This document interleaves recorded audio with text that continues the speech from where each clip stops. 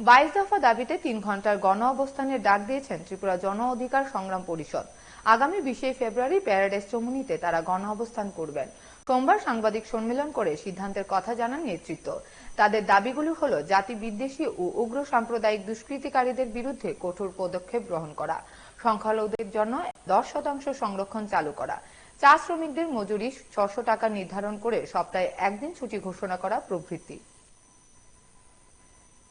ভারতবর্ষের যে পরিস্থিতি এবং বিশেষ করে যে কর্পোরেট পুঁজি যে আগ্রাসন এবং তার পাশাপাশি যে উগ্র হিন্দুত্ববাদী ফ্যাসিস্ট শক্তি এবং তাদের সহযোগী যে জাতি বিদ্বেষী শক্তিগুলো আজ বিভিন্নভাবে সারা ভারতবর্ষ জুড়ে সেখানে তাদের কর্পোরেট পুঁজির তাদের স্বার্থে আমাদের এখানে যে জল জঙ্গল জমির যেটা আমাদের অধিকার, আমাদের যে জনজাতিদের এবং এখানে যারা বিশেষ করে উত্তর পূর্বাঞ্চলে আজকে ওরা মধ্য ভারত থেকে বিভিন্ন রাজ্যের সেখানে যে প্রাকৃতিক সম্পদগুলো লুটপাট করার পর আজকে তারা উত্তর পূর্বাঞ্চলের যে ভরপুর প্রাকৃতিক সম্পদ সেটা লুট করার জন্য আজকে কর্পোরেট পুঁজি এবং ফ্যাসিস্ট শক্তিগুলো আজকে উঠে পড়ে লেগেছে এবং তার জন্য সেটাকে পরিপূর্ণ করার জন্য আজকে বিভিন্নভাবে আমাদের মধ্যে দাঙ্গা হাঙ্গামা বিভিন্ন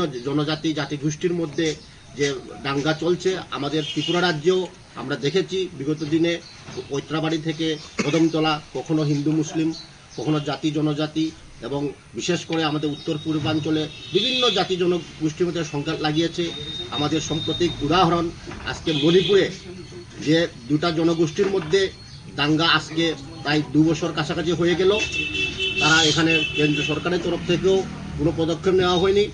রিসেন্টলি শুধুমাত্র মণিপুরের মুখ্যমন্ত্রী ইস্তফা দিয়েছেন, কিন্তু আগরতলা প্যারাডাইস চমুনিতে আমরা এখানে 22 দফা দাবির উপর আমরা 3 ঘন্টার আমরা গণ অবস্থানে আমরা যাচ্ছি।